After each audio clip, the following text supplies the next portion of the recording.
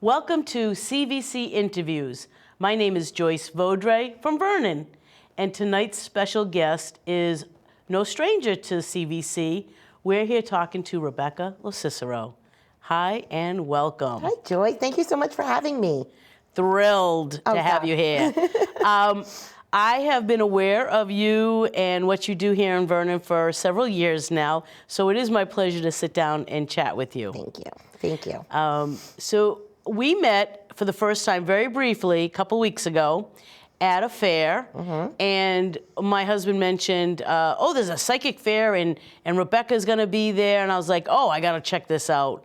I had such a great time. I got a ring, a necklace, got some incense. It was wonderful. I loved it. Tell me something about what you do and why you put together a psychic fair.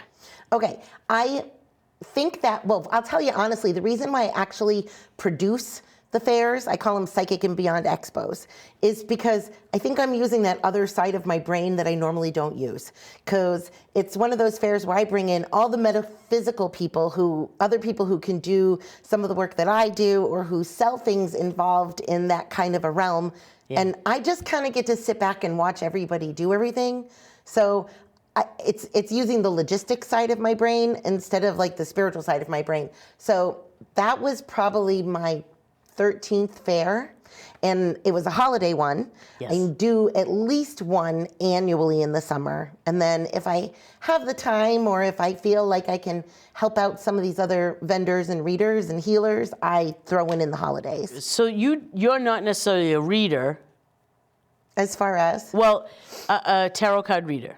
Well, I do. Oh, I do you do? that Okay. too. Okay. So then what is your specialty? What do you like to do? I talk to dead people. That sounds cool. So it's kind of fun to say that. I used to enjoy hearing it like, oh my goodness, she said something bad or naughty, but it's like, no, it's much more common nowadays than even 10 years ago. I know. So tell me, how do you control when they're talking to you? Like, how do you turn it on and off? How do you function? Well, let me back up for you. Okay. Okay, and for people watching too. Okay. So the difference between a psychic and a medium is very important. So a medium is somebody who would be like, I'm in the middle. So you would be there, a person, human, in here, incarnate, and then I'm in the middle where I hear spirit for you. So mediumship is you, me, and them. Okay. And then it's them, me, I tell you, them, me, I tell you, them, me, I tell you. Psychic would go along with the tarot cards. Oh. So I used tarot cards for a very long time at the beginning, almost like 7 years. I'm going on 30. So, but I was doing them for a while, and then I would put the cards down and it would represent somebody's loved one. And I'm going, okay, wait a minute.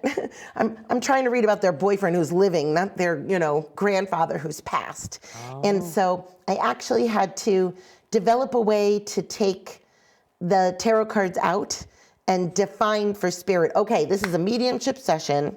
We're going to stick with that. Or if somebody wanted just psychic information, like tell me about my job, tell me about my family who's living, tell me about relationships that are here, then that's the psychic aspect of things. So I do both, but I would say my forte is mediumship. Got it. Which is how do you know to them. How do you learn to interpret what you're hearing for the person? I am the worst person to ask that question to, because I can't remember not being able to hear and see spirit. Oh. So it's not as if I can turn it on and off, because I almost feel as if you would have to turn my soul off to turn it off. But you know how, like, if you're walking through the grocery store and you see people, you're just not talking to them. Sometimes you got to move around them. Oh. I kind of do the same thing. If there's no purpose or no plan or no appointment, then there's no reason for me to be communicating with somebody who might come through. Now, of course, your loved ones break that rule often. I mean, I'm not saying that it's like 100% like that, but I don't have a problem sleeping at night because there's nobody else there in the room trying to get read. Does that make sense? Okay. So you make sure you set the ground rules. I did.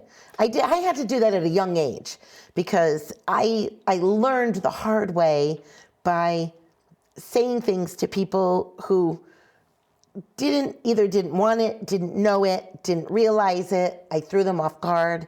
And I think that saying something to somebody, reading somebody's loved one for them as a medium without their permission is rude, and it's interruptive. Invasive. And it's very invasive. That's a perfect word. And I don't want to do that to somebody.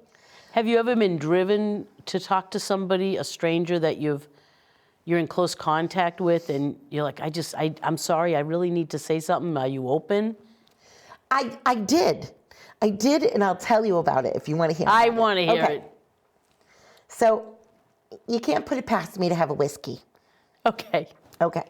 And I'll take jokes sometimes, and I'll say, well, if you catch me on a dance floor in the middle of the night, chances are I'm going to read you somehow. Well, I was sitting at a local establishment, and I had maybe had a whiskey or two. And this gentleman next to me kept going, you have beautiful glasses. And he was touching the side of he was like next to me, and he's like, your glasses are so beautiful. And I looked over at him, and his dad was right in front of me. And I was like, uh-oh, what happened? But it was because he kept like tapping on me. Yeah. I don't know how to explain it. And so what I did was I took the closest thing I could get my hands on, which I think was like one of those little short pencils in the lottery tickets. Oh, and I flipped it over, the keynotes, and I wrote down Arnie, like A-R-N-Y or A-R-N-I-E, and then I wrote down butterfly tattoo, which made no sense. And I just started writing down a bunch of pieces of information. So it was like I was taking that information and I was filtering it and putting it on a piece of paper, and then I put my drink right back on top of it. And I was like, do-do-do-do-do, I'm not talking to my guest I was with, and then he did it again. Those are so pretty. Now, chances are he had had a couple of drinks himself. Maybe. So I looked right at him and I go, and if you don't stop touching my glasses, I'm going to wind up talking to your dad. What's with the butterfly tattoo? Blah, blah, blah, blah, blah, blah. And he just kind of froze and looked at me. And I immediately felt like I had been invasive and that I had done something to somebody and I had maybe hurt his feelings, right? He was waiting for food to take home. The bartender comes out and she goes, here you go, Artie. I was like, nuh-uh. And she puts it down in front of him. And it's A-R-T-I-E. I wrote down Arnie, A-R-N-I-E. So I pull out the piece of paper. I go, does this mean anything to you? And he goes, I got a butterfly tattoo right here. And he's showing the whole bar. But he didn't put the two and two together. And then we had to start talking. And then I was like, I'm really sorry that I'm doing this to you. I'm this person. And I pulled up my website. And I'm like, and I'm a medium. And I just, every time you touched my glasses, and he goes, well, your glasses reminded me of my mom. Oh. So he was already thinking about his loved ones. Yes. Bringing the information into me by tapping on my glasses. I can't wait to tell him when I see him I talked about him on TV. He'll be so excited. Well, tell him he shouldn't be poking at people. It wasn't malicious in any way. It was kind. Yeah, we were all in a... I've spent a few hours in bars. Yeah, I know. Yeah, okay, you understand. But that's, there was one other time that I thought was cute. I was in a grocery store. People ask me all the time, do you read people in the grocery store? And I'm pushing the cart, and my son, who's 18 now, but at the time he was 2, and a little old lady went by with her cart, and in spirit, her husband right behind her, and I was like, do-do-do-do-do-do-do, and my 2-year-old is like, looking over, and then my 2-year-old points to this box of Cheerios that's like the super size. Oh, yeah. And I was like, okay, grabbed the Cheerios, put them in the cart, pushed on. Thought nothing of it. I needed the Cheerios anyway. I don't know why I bought a supersized box. It was almost like I knew my son wanted it. It was going to make him happy. It was going to distract from whatever was going on. Move on. Like I said, easy to walk around you if I don't know who you are. Well, I believe in synchronicity. I believe so much in divine intervention. So, of course, I wind up in the checkout aisle with the lady right in front of me, this little sweet little old lady right in front of me. You say, oh. Hand to God. She turns around and she looks in my cart and she goes, you know, I haven't had to buy that box of Cheerios since my husband died. He used to make me buy that big box of Cheerios for him every week at the grocery store. And I'm thinking to myself, great, now I'm buying boxes of Cheerios for dead people. Just You're because. a full service medium. But it came to me to realize, yes, thanks. What happened was, it was like I was used, but in a very good way, because she had a smile on her face. Yeah.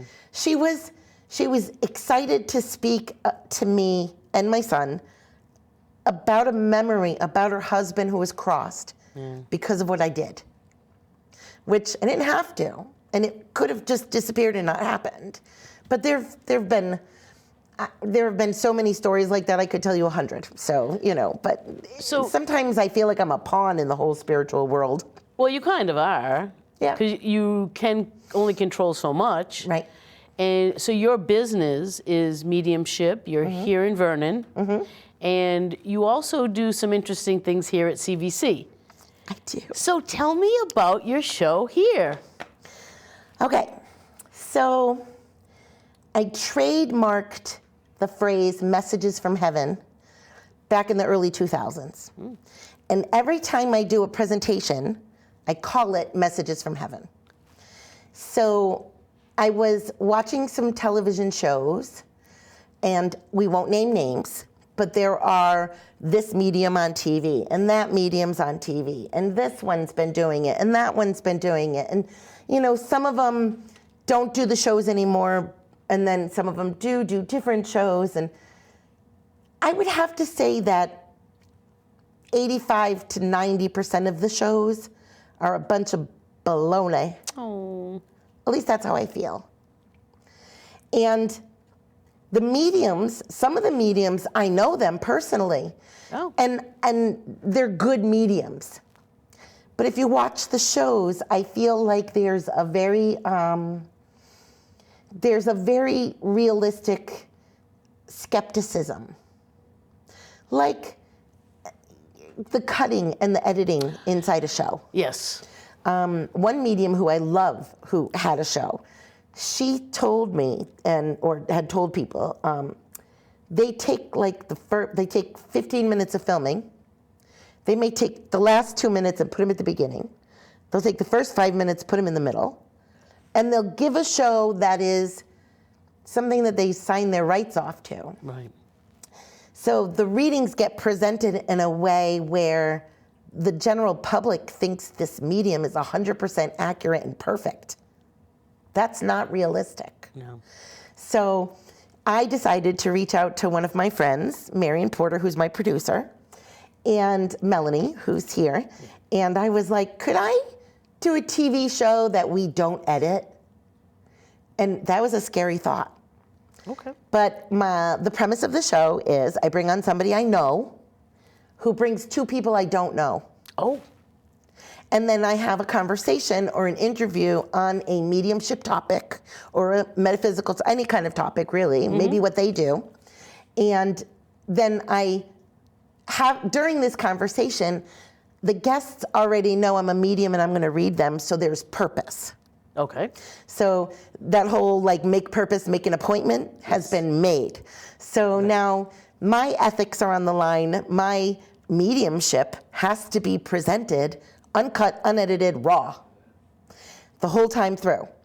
And my guest's integrity is also on the line because they're bringing the two people I don't know. Right. Do you know what I mean? Yes, yes. So, on their word. on their word. Yes. Right. So I'm sitting here going, I know that one person, but they can vouch for me that I don't know the two people that they brought. So it gives a little more realistic security and honesty. I'm into honesty, I'm into ethics, I'm into integrity.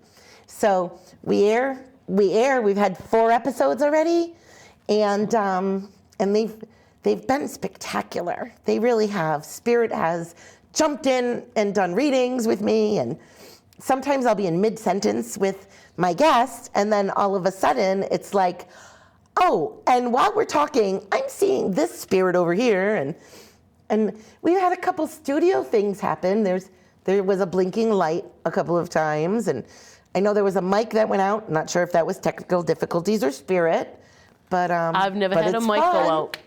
I've done this many, many times. I've never had a mic go out. Well, we'll work on and that. I don't have flashing lights either. So what happens when you have 3 people that you're focused on, yet you have a crew in the room, behind the booth, in the director's booth?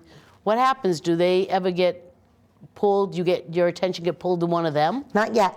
Oh. But if it ever happens, I'm going to pull the camera person up on stage. Oh, you will. Okay. I will. I would have okay. to. If spirit is coming through and I can't validate it, because I don't really read the person that I know.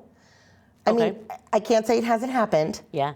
But I have not yet had to or been connected with my crew.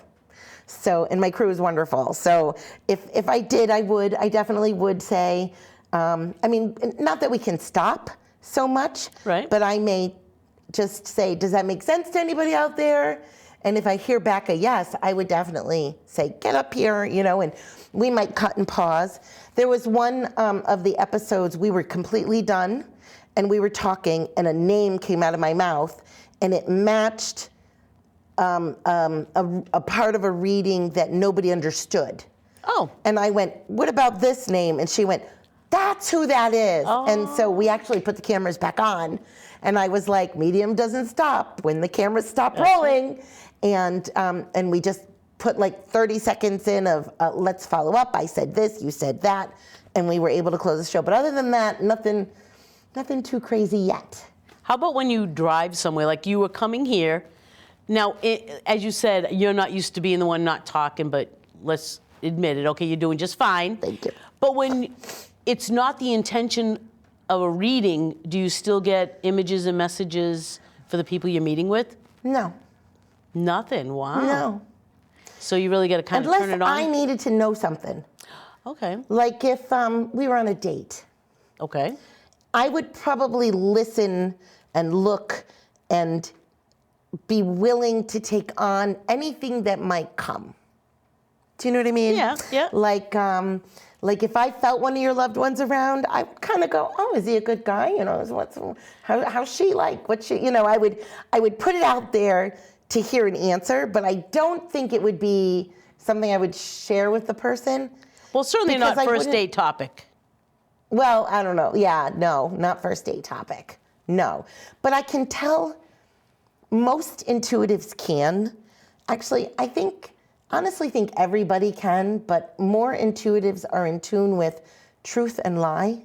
Mm. Do you ever listen to somebody talk and you're like, I call it feel right? And when I say to somebody, when you go to this place, just trust your spidey senses.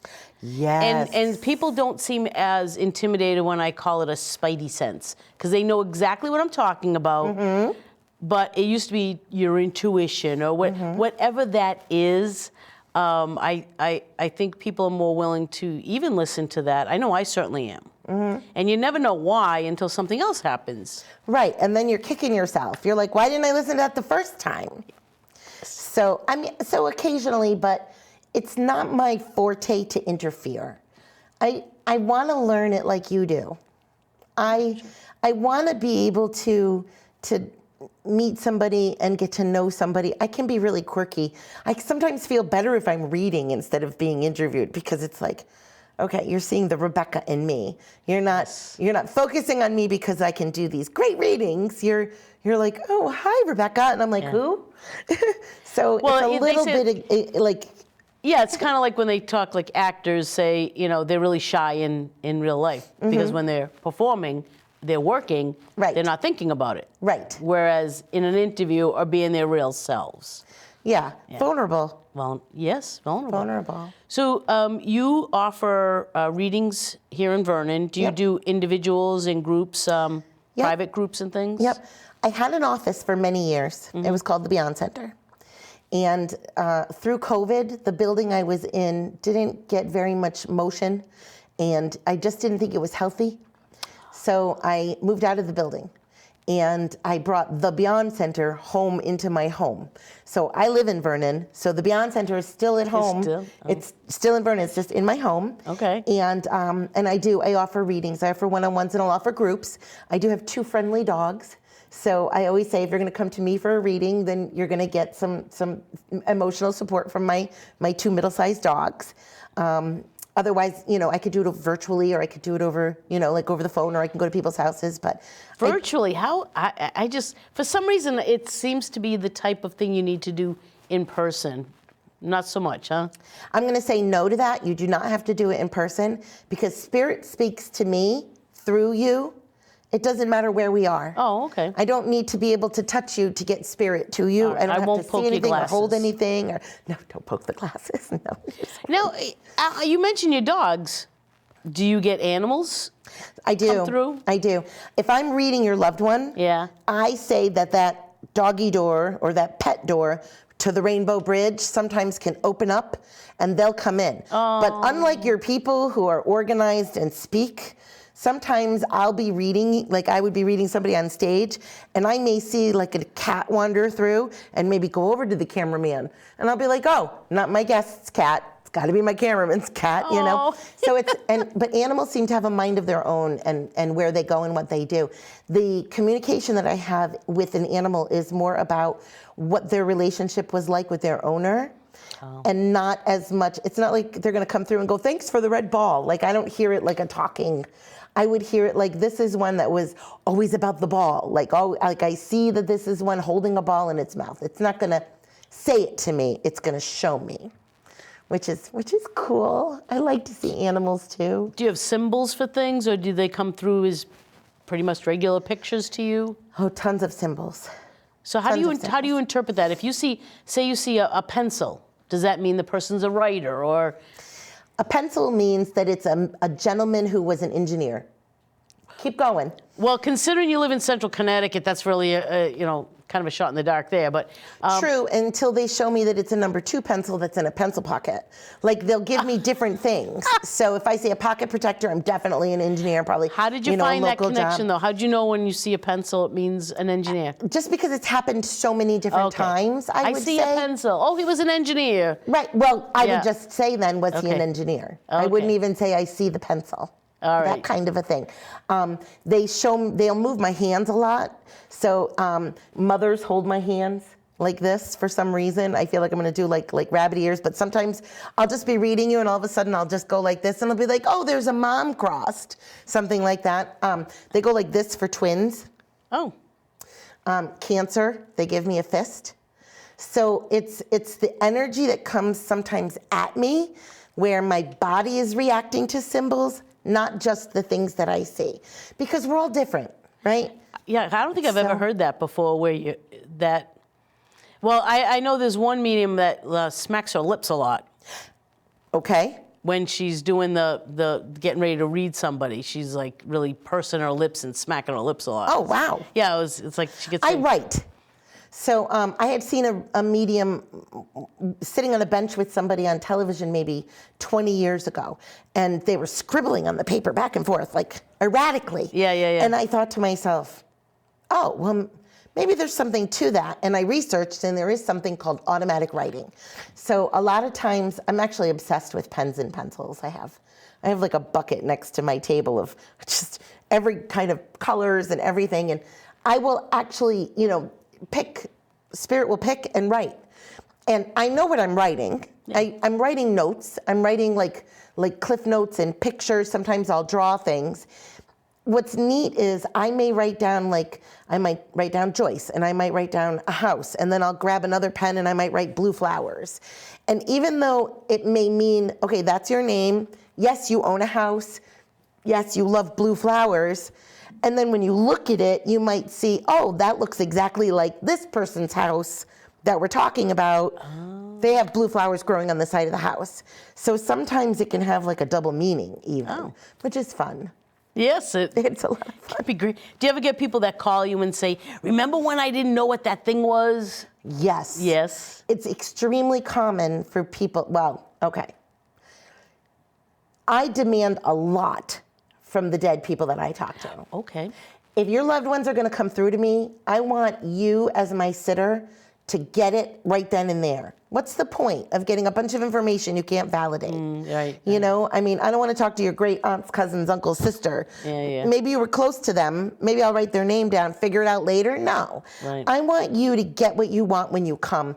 There's purpose in that. There's a fulfillment in that. And I pride myself on knowing that there is a certain amount of validation that comes in each session, but no medium is perfect. Yeah. And by all means, if you bring something home and a couple of days or a couple of months or even a year later, you're like, I get that now. Yeah. I tell people, keep it to yourself. Send me good vibes. You don't have to write me and let me know. You don't have to do that, but some people do, and that's good. I like that. It's important because I get nervous too. I mean, if I'm getting read, I'm like, So I think that we don't remember everything right off the top of our heads either. Sure. Right, and then they leave true. and they go, oh my God, that's who it was, or that's what they meant, or if I say something. So I could talk to you for hours about this. I really could. Unfortunately, I love talking about it. It's a half-hour show, so I do have to kind of wrap this up. Okay. But I would really be interested in following up with you at some future date to talk more about it. I would love that. And Thank you. maybe participate as an audience member to watch your next reading here. Ooh, that'd be fun. I would be very interested. We'll get you on the list. Okay, put me on the list. You'll be somebody I know. And then we'll bring... You'll have to bring 2 people I don't know. I think I can manage that. Okay. Yes, I think I can manage that. Who want to be read? Oh, yes. Almost. Yeah, we don't want to shock them. That's okay. Well, most people who know me aren't shocked by anything I would say anyway. So, Good. So I'm really happy to have you here today. I look forward to the next fair that you have. You call it Psychic and Beyond Fair. Loved it. Again, I loved the vendors you had. Thank you. And you're right. The vibe and the energy was very upbeat and positive. Thank you. So I thought it was wonderful. So thank you very much for coming. All right. I look forward to seeing you again. And thank you for joining us here at CVC Interviews for another wonderful episode. And please look up Rebecca LoCicero's webpage. And she's just a ball of great energy. So enjoy. Thank you again. Good night.